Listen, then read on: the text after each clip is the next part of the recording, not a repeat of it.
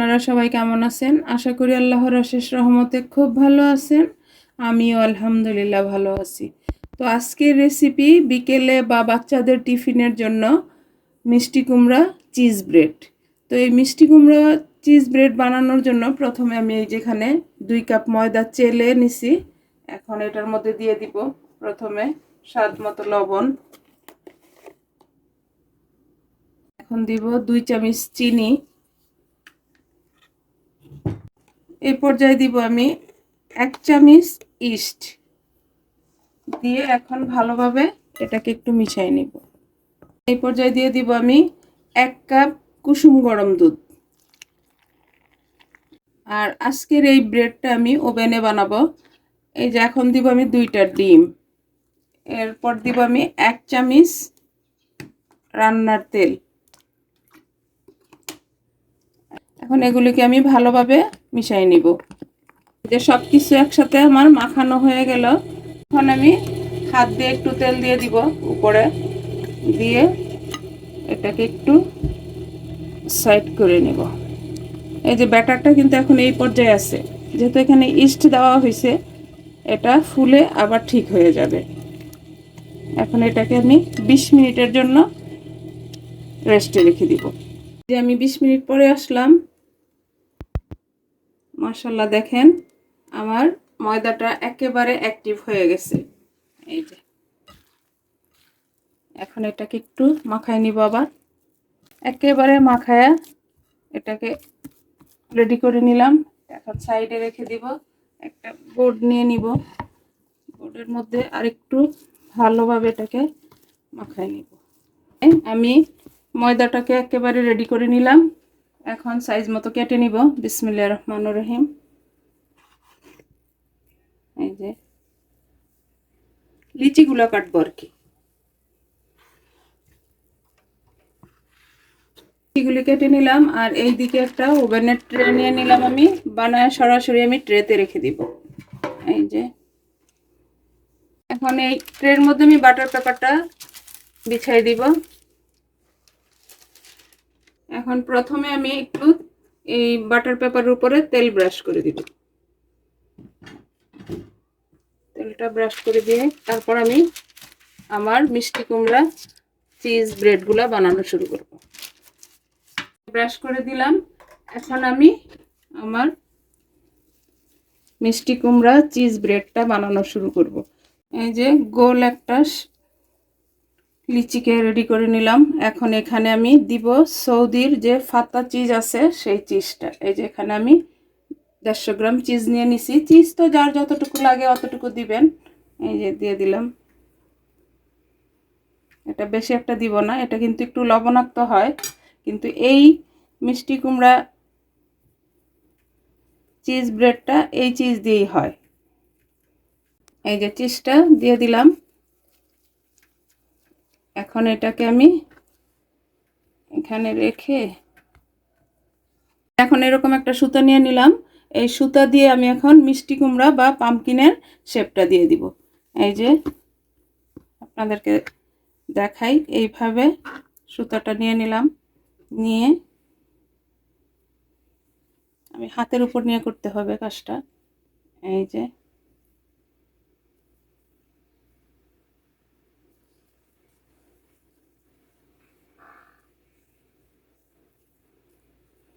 এই যে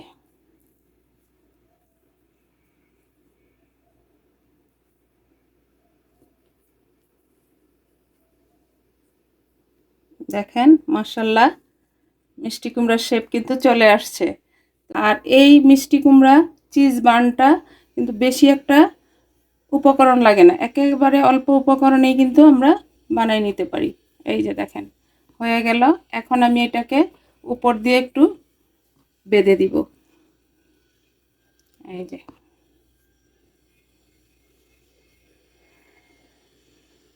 বাস, এখন এটাকে আমি কেটে দিব। এই যে দেখেন হয়ে গেল আমার মিষ্টি কুমড়া চিজ বান বা ব্রেড, যে যেটাই বলেন না কেন। এখন এটা আমি এই ওভেনের ট্রেতে রেখে দিব। এরপরে আমি সবগুলি বানাবো, বানায় বাকি প্রসেসটাও আমি আপনাদের সাথে শেয়ার করতেছি। আপনারা প্লিজ আমার সাথেই থাকেন। আমার মিষ্টি কুমড়া চিজ ব্রেড বা পামকিন চিজ ব্রেডটা বানানো হয়ে গেল। এখন আমি ডিম একটা অলরেডি ভেঙে নিছি, ডিমের কুসুম লাগবে আমার এখন। এই যে কুসুমটা, 2টা কুসুম দিয়ে দিলাম ডিমের। এখন এটাকে আমি একটু ফেটে নিব। এখন এই ডিমের কুসুমটা আমি এই ব্রেডগুলোর উপরে ব্রাশ করে দিব।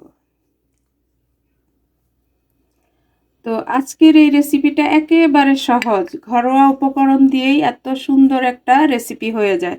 তো প্লিজ আমার ভাই বোনেরা, যদি আপনাদের কাছে একটুও ভালো লাগে তাহলে আমার চ্যানেলটাকে সাবস্ক্রাইব করবেন, লাইক করবেন, শেয়ার করবেন এবং কমেন্টস করবেন। ফেসবুক পেজ থেকে দেখতেছেন তারা পেজটাকে লাইক, শেয়ার, কমেন্টস করে দিবেন।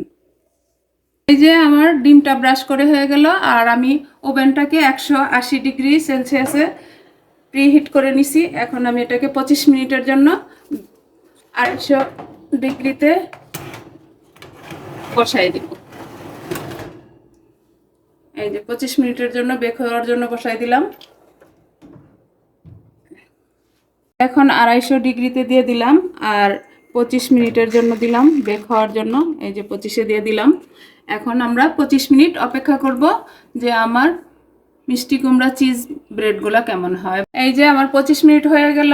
মাশাল্লাহ মাশাল্লাহ, আমার মিষ্টি কুমড়া চিজ ব্রেডটা বেক হয়ে গেছে। এখন এটাকে আমি বের করে নিব। এই যে দেখেন, মাশাল্লাহ হয়ে গেল আমার মিষ্টি কুমড়া চিজ ব্রেড। তো এখন এটাকে একটু ডেকোর করে নিব।